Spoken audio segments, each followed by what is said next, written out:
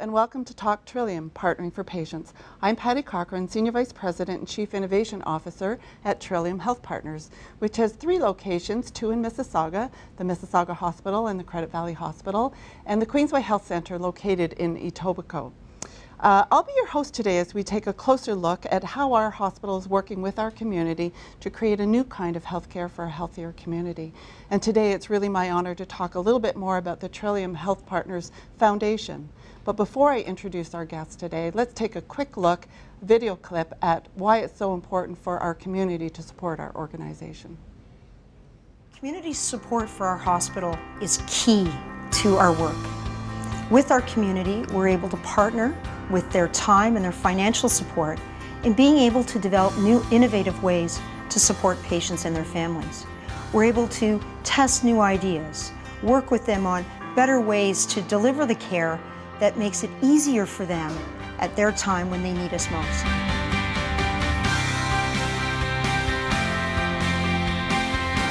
It's about building something together, and we would not be able to build this without the wonderful community support we enjoy. The foundation is dedicated to raising the critical needs the organization needs for our highest priorities. Their mission is to inspire the community to invest in a new kind of healthcare for a healthier community. And it's my great pleasure today to introduce our guests. Michelle Darling, she's our board chair of our Trillium Health Partners Foundation. Welcome. Hi, Patty. Good to be here. And Steve Hochet, our president and CEO of our foundation. Good morning, Patty. Thanks for having us. So Steve, tell me why the foundation is such an important part of the organization, why it's so important for our patients. Well, as you mentioned earlier, Patty, our mission is to inspire the community to support a new kind of healthcare for a healthier community.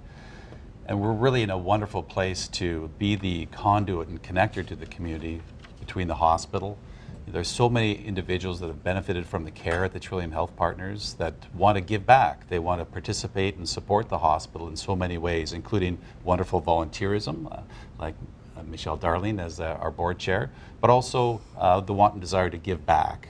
And so whether it's a lemonade stand you'll be hearing about later, or a major gift, or we host over 200 third-party community events in support of the hospital, and a myriad of different activities. To be that connector is such a wonderful role to play, and we're so proud to be ambassadors of the hospital, and we're inspired by the hospital as the community is inspired to support the hospital. But I think the lovely piece around this is how inspired the hospital is by the community support. When they see the hard work and dedication of community volunteers raising funds through third-party events, major investments that people have made out of their own income and their savings. It's just a wonderful way to connect back, give back, and to raise excellence, as Michelle mentioned in the earlier part of the video. Allows us to add those special touches and enhance excellence at the Trillium Health Partners. And I think today's program, it's really exciting to see that donors, both big and small, are so critical and so important to our organization. So it's both. Now, there's a little bit of misconception out there, I believe, around hospitals receiving most of their funding or all their funding from the government. Can you explain how the funds are used from the foundation and why they're so critical for the organization? Well, there's really 3 areas of focus for us. If you look at the major capital builds around all 3 sites, there's typically been what's called a local share or community participation to the equivalent of about 20% of the capital build. So when you're talking about a $100 million project, $10 million needs to come from the community. So it's an essential support piece, and it's built into the actual build of these capital areas. Government doesn't pay for capital equipment. They pay for the operating funds for it, but it's the community's role in the hospital in partnership with the foundation to raise funds, so they have the working capital to support capital equipment replacement, but also to introduce new and innovative technologies at the hospital. And then finally, I mentioned earlier about the opportunity for us to build programs and to elevate the operations at the hospital. And there's many examples of where we've had a significant impact, and the community has had a significant impact to grow excellence at the Trillium Health Partners. So to understand this a little bit more, hospitals, we receive funding from the government for operating costs. That means like salaries for our staff to look after patients, but things like capital equipment and big equipment like that, we are reliant on donations coming from our community and the support from our community. That's helpful to understand, I think, and why it's so important for us to work closely with the foundation. Can you expand a little bit? You mentioned some of the programs that you've been able to build through innovation donations and contributions. Can you expand on what some of those programs might be? Well, there's a number of great examples, and they span all 3 sites, so the Trillium Health Partners. If you look at the Carlo Fidani Regional Cancer Center, played a significant role in the fundraising aspect of that. The community rallied to support that, and we have that wonderful facility. And when it starts to translate into enhanced care, and the right care in the right place at the right time for our patients, we're now number 2 in the province in terms of cancer centers based on quality indicators. We're number 1 in the province in terms of wait times for chemodialysis. So it's a great example of how the community support has really allowed us to advance the work that we do for the benefit of the community. Yes. Another example is our advanced cardiac care program, the Hazel McCallion Center for Heart Health at the Mississauga Hospital. The support from the community built 4 catheterization labs, and they wouldn't have existed without community support. Right, and it built a program, and now we are, in terms of our STEMI program, or in ST, elevated myocardial infarction, when someone has a heart attack and they're diagnosed by our partners with EMS, and by the time they're in the cath lab, it's under 70 minutes typically. That's the best internationally. Amazing in terms of work. times. Amazing work, Yeah. And plus the having that right here in your community. Yes. Right, and that's the importance, right? It's all about the community. It's in here for our community and serving our community. So before we hand it over to Michelle, let's take a quick video look at one of our major donors, Fred Ketchen. He recently announced something this year, so let's take a quick look at his announcement. I've talked about Nicola's story. Now I'd like to share another one with you. And he's going to be a key feature in a couple of minutes as we do something really exciting and very special. And his name is Fred Ketchen, who is sitting right over there. You know, you're a caring and humorous and inspirational person. Your example has inspired all of us to do more. And I now like to invite Steve Hochet, Foundation President, to join me here, and Fred, because we have something very special to tell you that will inspire you further to make a contribution to this hospital. Today we're very proud to announce that Fred Ketchen is making a significant investment in our hospital and our community. $5 million to create a new kind of healthcare for a healthier community.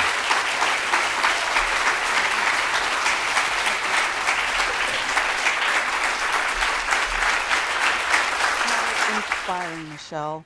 Fred has now donated about $6.3 million to the Trillium Health Partners. What is it that inspires people to give so generously to our organization, Michelle? Well, I think Steve covered so much of it. We're innovative, we're right in the community, we have wonderful services, we focus on our patients, we care about them deeply, and we make sure they're getting the best possible health care anywhere right here in the West End. So that's wonderful. But I'd like to talk a little bit about Fred. Is that okay with you? Yes. I mean, that was probably one of the most exciting moments I've ever had, any time. So Fred Ketchen is not only a great businessman, he was very, very successful, but he has a caring, big heart, and he loves our community. And his history with the hospital goes way back.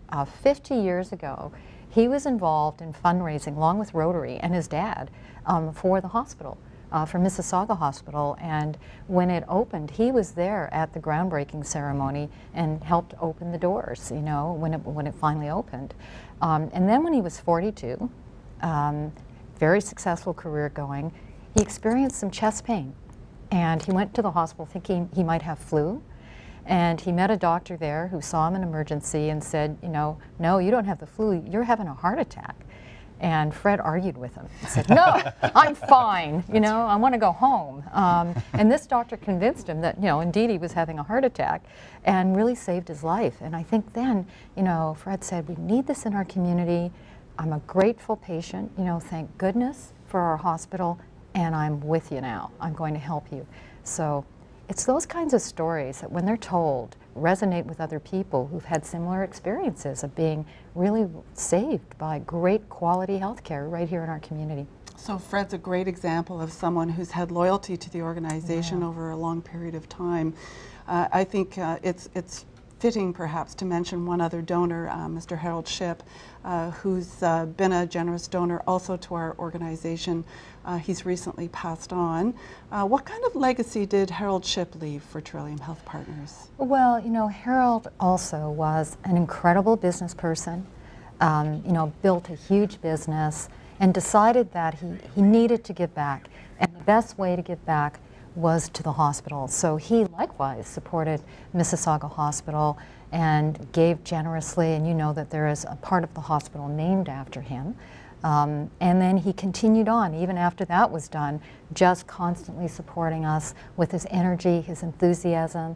His wife, you know, regrettably passed away within the hospital, but was looked after extremely well, and, you know, Harold was very, very grateful for that. So grateful, patient, wonderful donor, dynamic businessman, and, you know, I will really miss him. He was just a great guy. He really was. A lot of fun, a visionary, so helpful to us.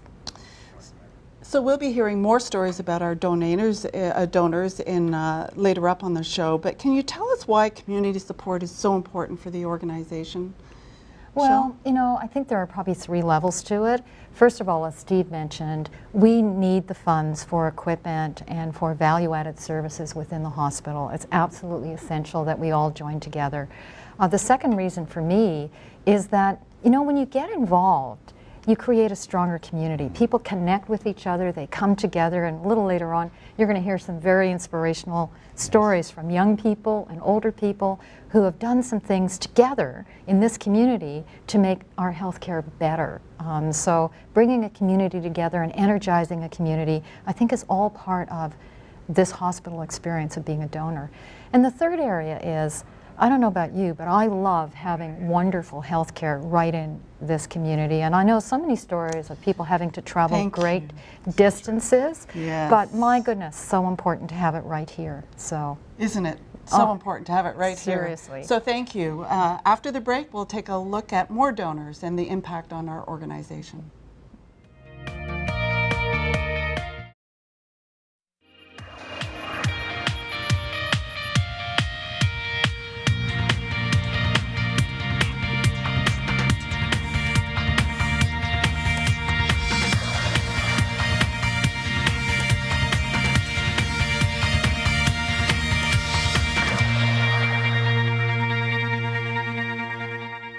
Hello, and welcome back to Talk Trillium, Partnering for Patients. I'm your host, Patty Cochran, and today our show, we've been talking about the Trillium Health Partners Foundation.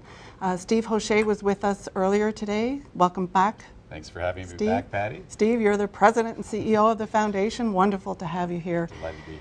And now joining us, I'd like to introduce Dr. Rose Geist. Dr. Geist is the director of the Medical Psychiatry Alliance, as well as the chief of the mental health program at Trillium Health Partners.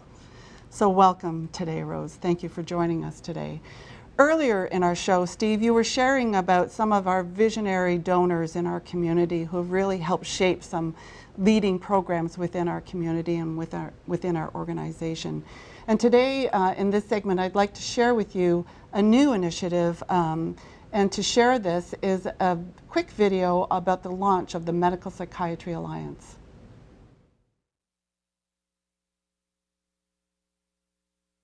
Today we launched the Medical Psychiatry Alliance. This is a partnership with CAMH, with Sick Kids, with the University of Toronto and Trillium Health Partners, all meant to help deal with some of the issues surrounding those who have both a mental illness and a physical ailment. So today, with the help of a donor, with the Government of Ontario and our partner hospitals, we announced a $60 million initiative called the Medical Psychiatry Alliance. This is the system working together. This is what we dream of. This is people recognizing needs of patients and figuring out a better way to care for those people. And I'm delighted that the Government of Ontario is here to partner with the generous anonymous philanthropist. We are matching that donation with $20 million over the next 6 years. And the partner hospitals are also raising the money to support this as well.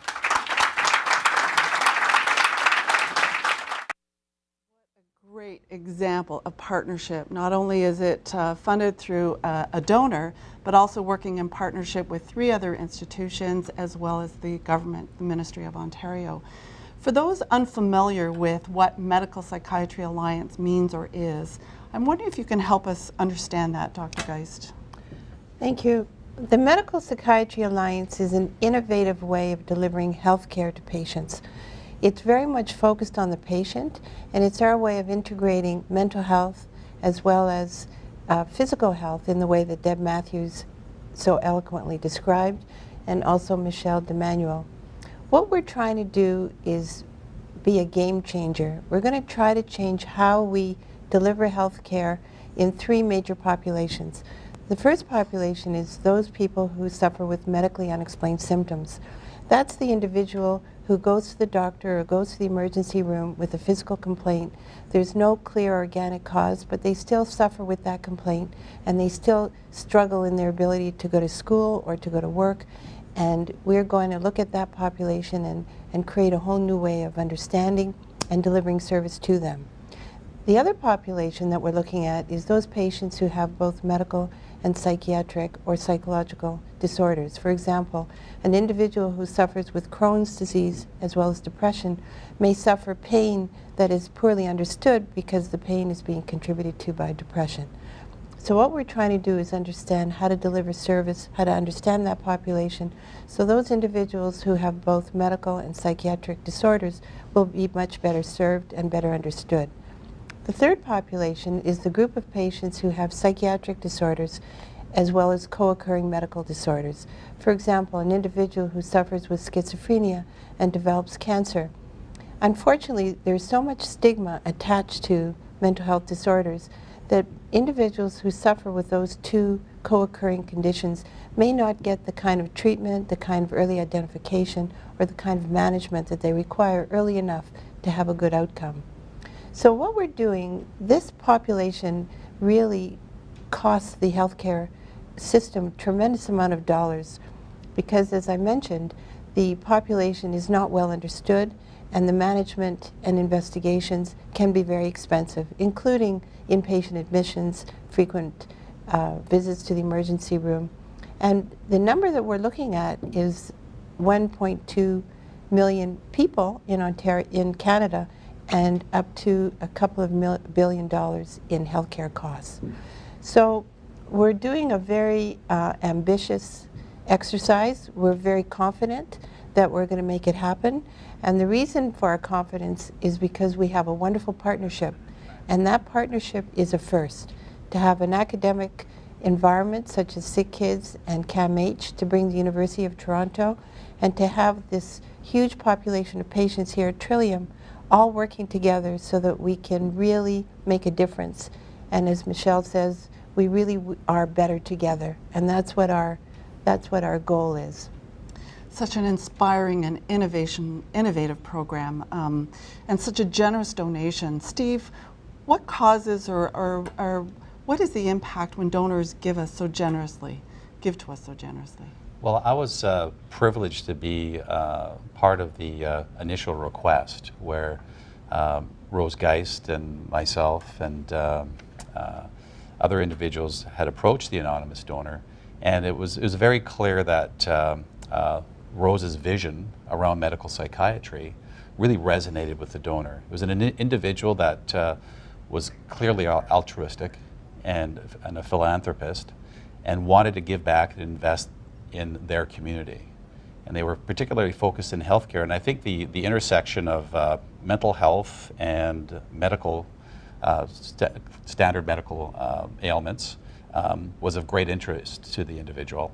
and Rose's vision around medical psychiatry really resonated. And then that individual, in their own style, started to take ownership of this and put up forward the opportunity for a major investment, as long as we were able to leverage funds out of the province, as long as we also built a partnership around this, so that it was not just sort of siloed at the Trillium Health Partners.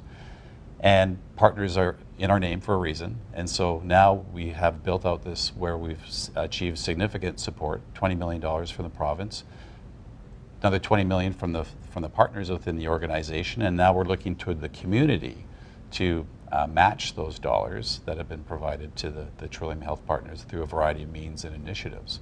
So it's just had a wonderful ripple effect across the organization. I think it's a tipping point for us organizationally to be standing shoulder to shoulder with the leading partners in this area in Canada, and the fact that we're at the front lines of healthcare, and the patient volumes and diversity in all its forms provides us with a wonderful opportunity to really enact that model of collaborative care that we're talking about. So what an amazing story. It starts with one inspiring dream or vision.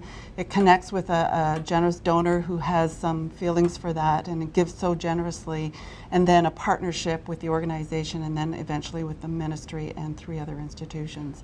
It's an amazing story. And I add to it as well, it's the one individual has also inspired really a groundswell of support within the community as well.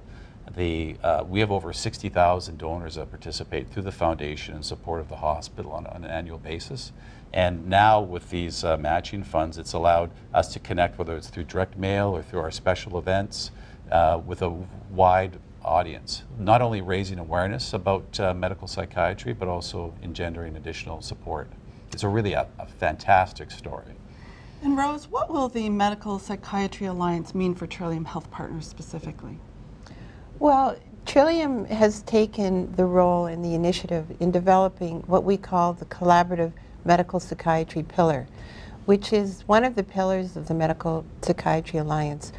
So we have an opportunity to create new models of care, to support the emergency room, and most importantly, to support our family physicians who really work very hard with this population but don't have the support that they need. So really what will happen is that as we develop our collaborative med-psych care across a lifespan for kids, for seniors, for adults, our family docs will be much more supported, much more confident in the work that they do with this population, because after all, it is the family physician that most patients go to see with these kinds of difficult, sometimes hard to understand problems. So Trillium will be the lead, probably the national lead. We'll start by being the lead in this partnership, but I'm sure that this will scale up to Ontario and that other healthcare centers will look to us. Very exciting news, particularly because mental health is such a significant priority for both just locally but also nationally. And just before we go to break, Steve, can you talk a little bit more about robotics? That's another program that the foundation has really enabled to us to move forward in. Yes, we're establishing a surgical robotics program at the Trillium Health Partners.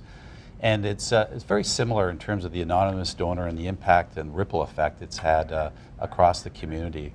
At our first Laugh Out Loud, we announced the program and the opportunity to bring a surgical robotics program focused in on oncological surgeries in gynecology and also prostate cancer as well too as the primary focus for the robot. Reduced length of hospital stay, reduced pain and discomfort for the patient, reduced complications and bleeding, and a really beneficial tool for the surgeon as opposed to the laparoscopic surgery, which can be very challenging and ergonomically challenging and technically challenging for the surgeon. This allows a greater latitude in terms of the ability to effectively and strategically and surgically impacting the area of focus. So this is, if we're going to be truly an academic center and at a teaching hospital, this is the type of program we need to engender. And so the surgical robotics piece will bring that in terms of a critical mass of individuals, additional research. The talent base I mentioned earlier is so important for us organizationally. And we were blessed with significant investments from the donor community who backstop this. So they really brought the technology or the program to us. It's going to start up in 2017. We're still Right. actively raising funds Wonderful. for it. But Betty Birmingham, Rob DeBerner, Pierre Morissette, Marie-Josée Overwheel, number of major donors, and literally thousands of other individuals have contributed as well too. So robotics program, a great example of a capital investment, and the MedPsych Alliance, another great example of more of a program design, all funded through the foundation. So we couldn't be without you. So thank you very much. Thank you. Stay tuned. We're going to hear more from other donors within our community after this break.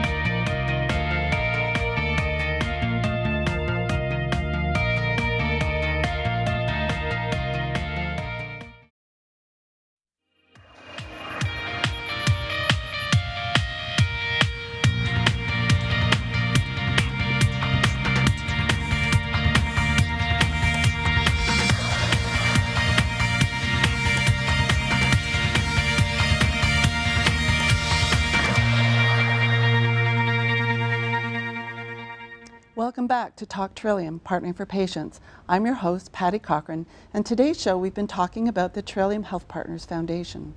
Earlier we said that donations, big and small, are important for our organization, and today I'm pleased to welcome 5 guests that represent some of our small guests in contributing to our organization. So I'd like to welcome Angie Sandow, Nicola Rose, Mercedes Fong, and Gabby and Garrett Marno. Welcome to our show. So before we start, Angie, we're going to start with you. Let's take a quick look at your video.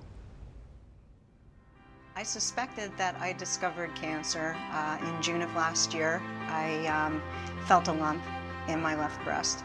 I had my biopsy at Trillium Health Partners, and I just remember that day. I remember coming in and I was crying, and I'm not a crier, and I was crying, and my husband was there, and I remember going in there and all the people were so wonderful and nice, and it's amazing what someone holding your hand, what that can do for you. Community support. Angie, we just saw a little bit about your story, but can you tell us what led to your willingness to work towards donations and contributions to the organization? Sure. I've known a few people over the years that have had treatment at Trillium Health Partners, and my husband was actually there last year. He had a severe case of shingles and had to stay for a week, and it really hit home when I got diagnosed with breast cancer this year. So all my diagnostic, my treatment, everything was at Trillium Health Partner, and I got to see firsthand how important the healthcare is, and the empathy that I've received and the caring from everybody, from the doctors to the techs to the volunteers, everybody. And it really hit home with me, and I just felt that there's something I had to do to give back. Wow, that makes you really a special individual. So not only are you dealing with your own personal issues, you found a way to make something happen. And that something happen, I think, is called Rocking It Bald. Rocking It Bald. Rocking It Bald. Yeah. So tell us a little bit about what's Rocking It Bald all about. Well, I just wanted to start something with some humor. You know, and I came up with this name, Rocking It Bald. I mean, it's not so bald anymore, but at the time it was fairly bald, and I thought, you know, I'd like to use that as a banner for something that I can do. So I'm a musician, and I'm in 2 bands, and what I thought was, you know what, why don't we get some bands together, because people love music, entertainment, keep it positive and keep it upbeat. So got 4 bands together, 2 of which I participated in, and we got a lot of donations from people and companies. I was overwhelmed for silent auction, and we had door prizes, and we had this event on October 25th at PK Creek in Mississauga, and it was just fantastic. We did a reunion of my AC/DC tribute band, Bear Rump, especially for this event. And I was just so touched and overwhelmed by people, because, you know, we live very fast-paced lives, and to see that other side of people and the caring and willingness to help just really touched me. Event. It was awesome. Sounds like really it. awesome. So how much were you able to raise? We raised just under $4,000. Wow. Yeah. So I was going for 5, that was my target. So I guess for the first one, I'm fairly pleased with that and very, very thankful. That's excellent. Very thankful. Excellent. Yeah. So Nicola, you're a little bit of a poster child, I would say, for Trillium Health Partners. I see your image and your picture in many places. But I'm wondering if you could share with us a little bit about your personal journey and how you've been able to contribute to the organization. Yeah, sure. So my journey began about 2.5 years ago. Oh, sorry, a year and a half ago. I started to not feel like myself. I was extremely tired all the time. I would be lightheaded, dizzy. And then I discovered a lump on my neck. And right away I knew something wasn't right. So I contacted my family doctor and made an appointment and saw her. And as soon as I showed her the lump, she left the room and booked me in for appointments that day. And when we got the results back, we found out it was a swollen lymph node that didn't look too good. So she put me on to see a surgeon. I met with him and we decided that it was best to take it out. So I had surgery to remove it. And then the surgeon put me on to Dr. McFadden at Credit Valley Hospital, who is the chief there of the oncology. Amazing doctor. And I met with him and we went over our pathology together and he said that, yeah, it is stage 2 Hodgkin's lymphoma and that I would have to do more tests and start chemotherapy. So that was kind of shocking to hear at 24 that I had to do chemotherapy. But I decided to go about it in a positive way and just make light of the situation. I couldn't change anything, so I just thought I might as well do it the best that I could. And that's what led me to Trillium, and I had my chemo treatments there. It sounds funny, but I loved going there. I got so much support from all the nurses and the staff. They were just amazing. My nurse, Roy, he was just hilarious, made me laugh from the moment I got there till I left. And as sick as I felt, it was nice to have that support from those people. So it was great. So much like Angie, you're another example of dealing with your own crises, but somehow you found a way towards contributing through the foundation. So can you tell me a little bit about that and what you did?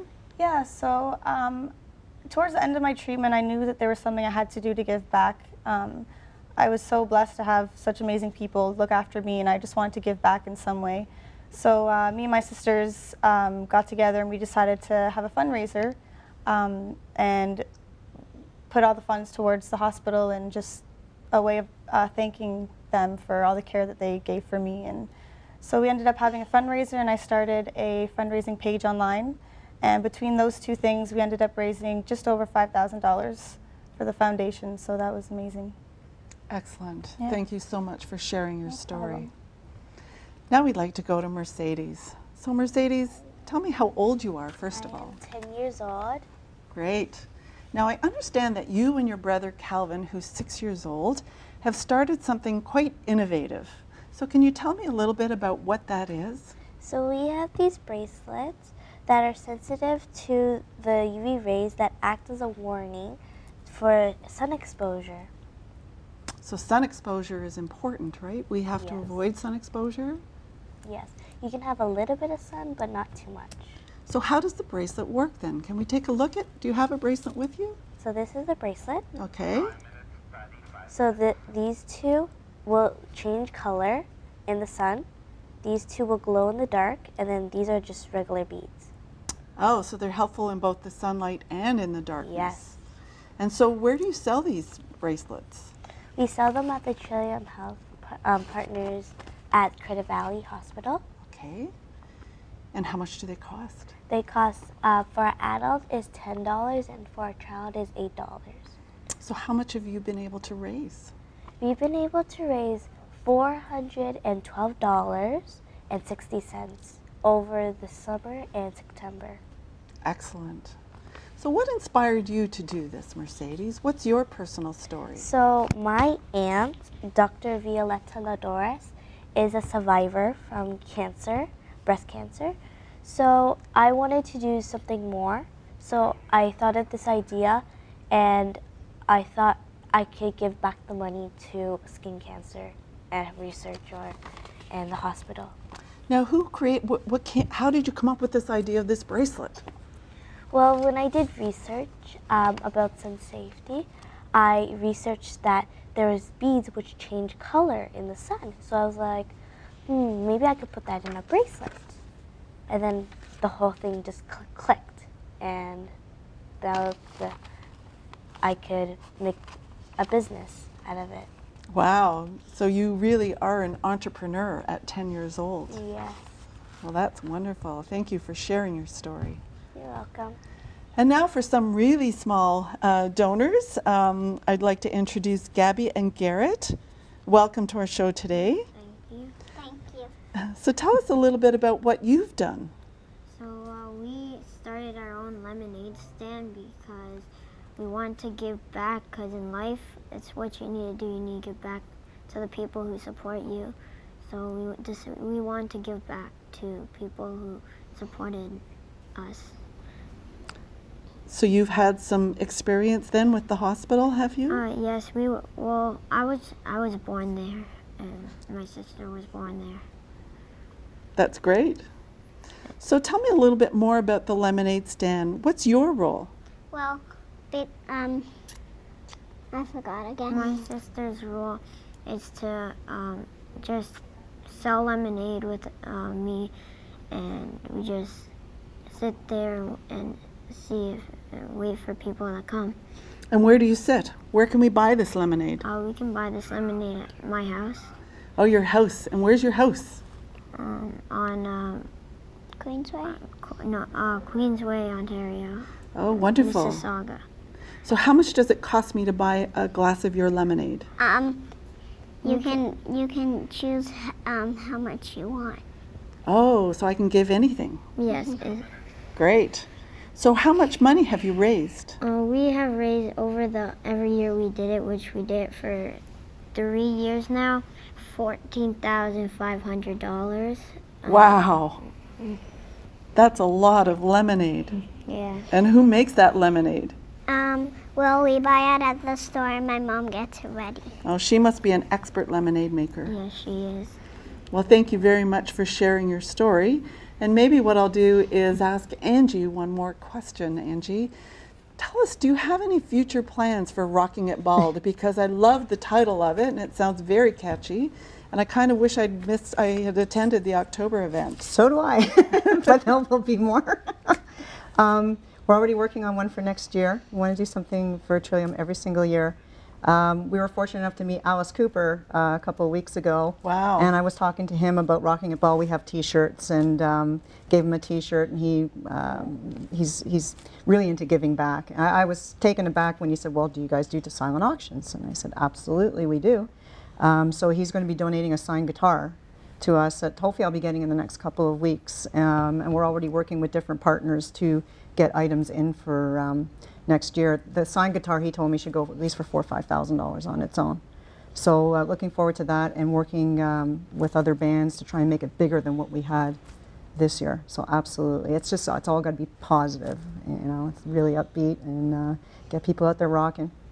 And you're such a shining example for our community, I would say. You're all very positive and upbeat and natural entrepreneurs and innovators. It really is such a privilege for you to pick Trillium Health Partners as the place where you sell your wares and make your contributions. So really, on behalf of our organization and the Trillium Health Partner Foundation, I just really want to wish you all the best, and thank you so much. And you are really great examples of being positive in life.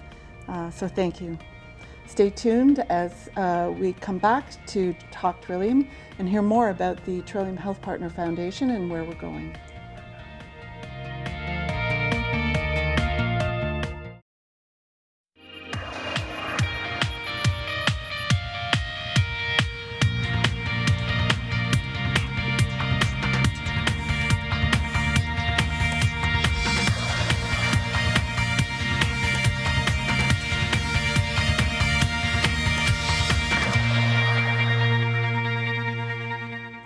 Welcome back to Talk Trillium, Partnering for Patients. I'm your host, Patty Cochran, and today we've been talking about the Trillium Health Partners Foundation.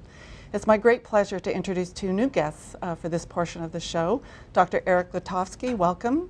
Thank you. You're Chief of the Emergency Department for the Trillium Health Partners. Yes. And Megan Stovall-McKnight. Megan, you have a big title. You're the Senior Vice President and Chief Operating Officer for the Trillium Health Partners Foundation. Thanks so much. Welcome.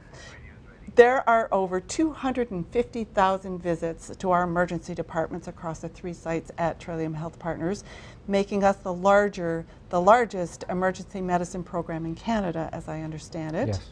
And now, just to share with our viewers a future glimpse of what the emergency department holds for us at the Credit Valley Hospital site.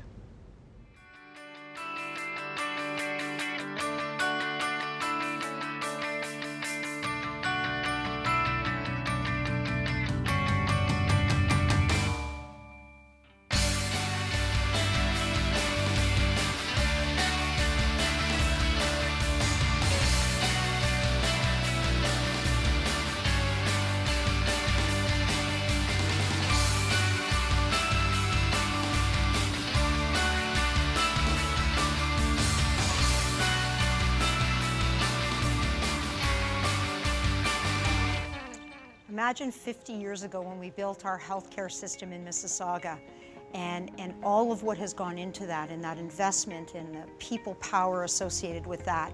We have today a first-class healthcare system right here at home. But now we have to take that leadership, we have to take that position of strength, and we have to move into the future because our population is growing faster than almost anywhere in Canada. We have all experienced a fragile moment where either ourselves or a loved one needs care. And there's many places where you can get care, but there's only one place that you know you can always get care, and that's our emergency department. We have 250,000 emergency visits across our 3 sites, and that's the equivalent of the Toronto General, the Toronto Western, TRI, Princess Margaret, Mount Sinai, and about half of St. Mike's. When the 20-year-old male is involved in a motor vehicle collision, when the 3-year-old girl with asthma wakes up in the middle of the night, when the 17-year-old girl who's being bullied at school is feeling suicidal on a Saturday evening, she comes to the emergency department. The Credit Valley Hospital is functioning at 200% of what it was built for. In 20 years from now, we will have 175% more seniors that need care, both in the hospital and at home. We'll have 50% more children who will require care. Some of our current challenges with the physical space are that we can't segregate our children from our elderly population. It's not uncommon for us to have children next to elderly patients who are vomiting or maybe quite ill. We have challenges in treating patients with mental health and not having special rooms for them to be seen in. In addition to building out more space, we need to create specialized spaces for our children, for our seniors, and for our mental health population. 90% of our mental health admissions arrive through our emergency department at Trillium Health Partners. And we've seen a significant growth in the number of pediatric admissions, over 30% more this year over last year. An important and exciting new initiative will be the development of an adolescent mental health urgent care program.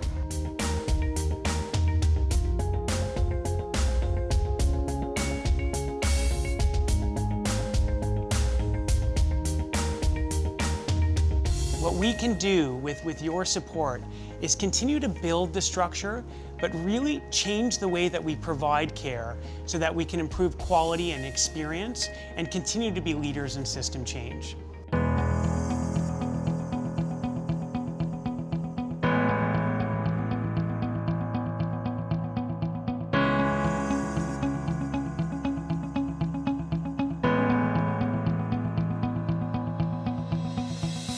We all know those working in healthcare are facing challenges each and every day delivering it.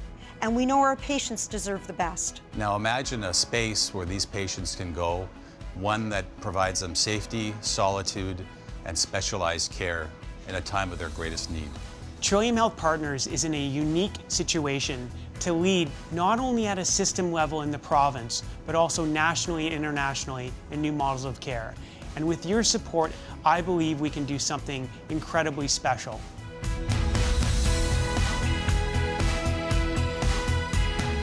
Imagine improved facilities that provide quality care amongst the best in the province. Imagine those tools in the hands of most talented, and skilled experts in emergency medicine anywhere in the country. Imagine going home from the hospital faster. Imagine being able to change the things that really matter. Imagine being able to deliver the right care in the right place at the right time. Imagine a new kind of healthcare for a healthier community. Imagine what we can do together.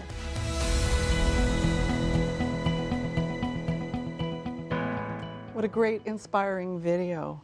So, Dr. Lutovsky, tell us, we just heard in that video our community is growing so quickly. So what does that mean for the emergency departments? Well, Patty, as the community grows, there's going to be an increased demand for our ability to provide urgent and emergent care to people who live near their hospital. And we have a responsibility to get our emergency care down pat, because when you need it fast. And we have a responsibility to our city to be able to provide not only the best doctors and nurses, but also the best facilities and the best equipment so that we can provide the highest quality emergency care in the country, bar none, to this city of Mississauga. Now, when I looked at that video, it looked to me like there were some areas that were congested, because I think that's actual footage of our emergency departments. Correct. Is that correct? Correct, very congested. At the Credit Valley site of Trillium Health Partners, we're currently seeing 100,000 patients per year in a facility built for 50,000. So we are too congested, we're too crowded, and that's why we're so excited about the redevelopment, the renovation, and the expansion of the emergency department at that site. Yeah, I'm pretty excited about it as well. So when does that redevelopment actually start? So it's going to start in the new year, 2015 is the kickoff. Right around the corner. Correct, it's starting soon, and we're so excited. And one of the reasons we're so excited, as demonstrated in the video, is that we're going to be able to pay particular attention to our most vulnerable patients, the elderly, the children, and patients with mental health. And what we're going to be able to do that we weren't able to do in the previous structure is to provide specialized compartmentalized areas to deliver specialized care to those patient populations. So we'll have a kid-friendly zone.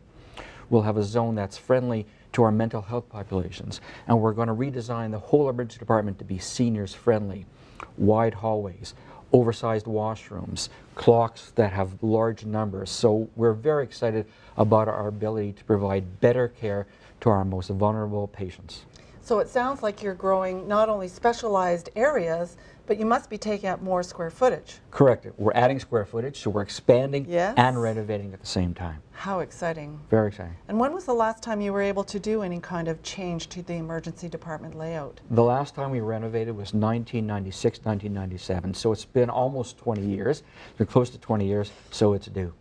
This is a very precious time for the emergency department. It is. And so maybe I can ask Megan, you know, the role of the foundation in enabling something like this to happen. What does that mean, and why is community support so important in initiatives like this? Patty, we are so privileged at the foundation to work with people from across the community, from outside the community, who recognize we're building something together. And the emergency department is a great example of how the community has rallied together support with this.